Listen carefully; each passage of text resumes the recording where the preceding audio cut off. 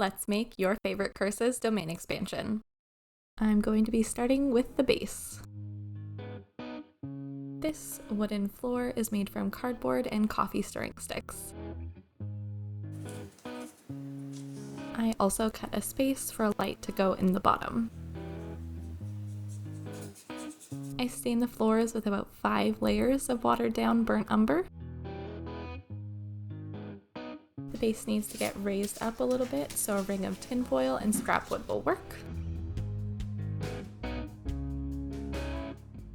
Now for the bed of water buffalo skulls and horns, made out of polymer clay. I do not know how many I made, but it took forever. I think it was worth it though.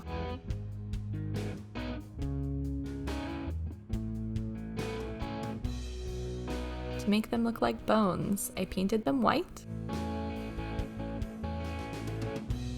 then watered down antique gold, then watered down burnt umber in all crevices,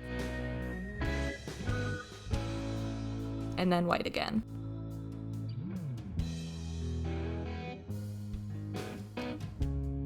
Now to start the structure with these pillars made of wood and craft foam. These beams are made from foam board and then covered in washi tape to try to protect their integrity after painting, so they didn't get soggy.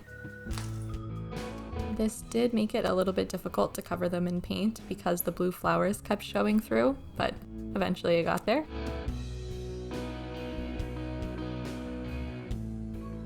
Alright, starting to get somewhere. Now for the roof that I definitely have not been putting off. I had to look at a lot of pictures of Japanese roof design to try to figure out a solution for this.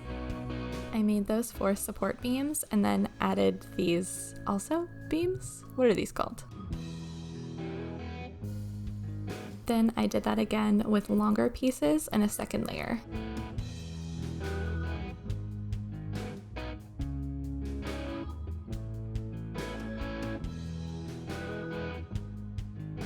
This lip is made from cardboard and then cardstock on top. All this work for you to never ever see this angle again.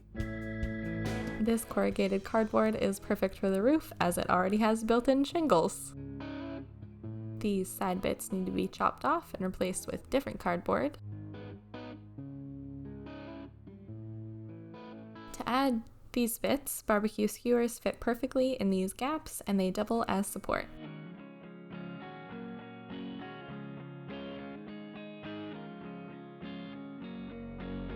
I did the same thing with these sideways parts of the roof.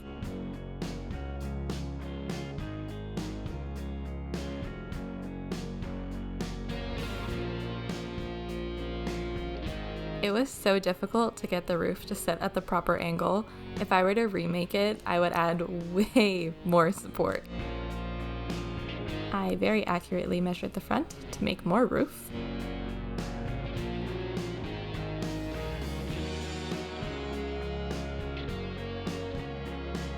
Covered up those yucky seams with cardstock. This window frame is foam board.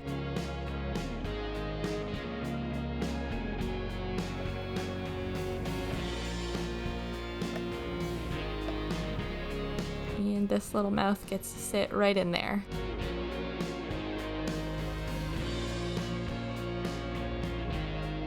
All of these are roof bones. I made 88 individual teeth, which is only 40 less than there should actually be. I shoved already baked teeth into unbaked clay to try to make the gums look more realistic.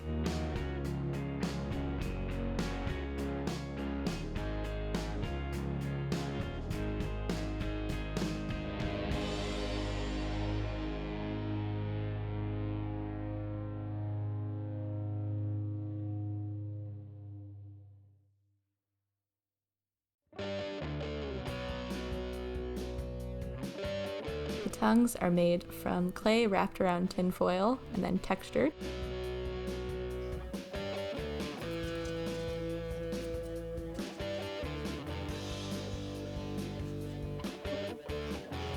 then painted pink, red, and white for depth and highlights.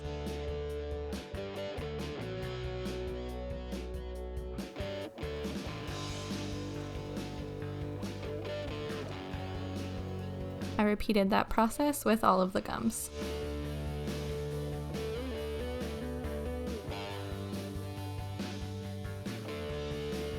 I don't think these doorway teeth brush, so they're getting some plaque. Then everything gets covered in Mod Podge. I fashioned these very sturdy supports to keep the mouths open.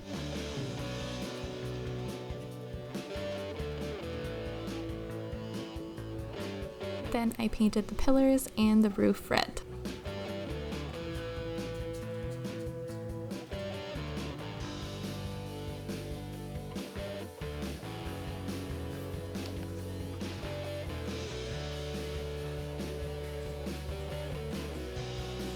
The shingles are like a very, very dark navy blue.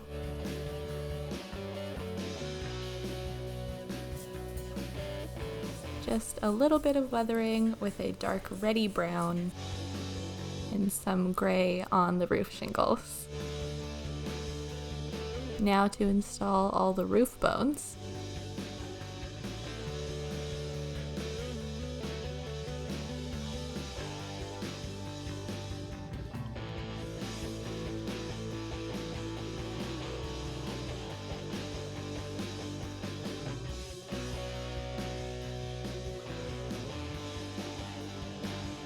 I did so many tests to make sure that the mouths still fit in these doorways, and they just fit. Then I added some clay to like cover the space between the mouths and the doorways, I guess like skin or whatever this membrane stuff is supposed to be in these images. And then I made some cosmetic changes to any teeth that needed to be filed down because they like didn't fit. Mod Podge did survive in the oven, by the way, if you've ever wondered yourself.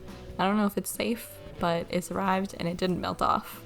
Lastly, I used packing foam, paper, and fabric to block any light from coming out of spaces that I didn't want it to come out of.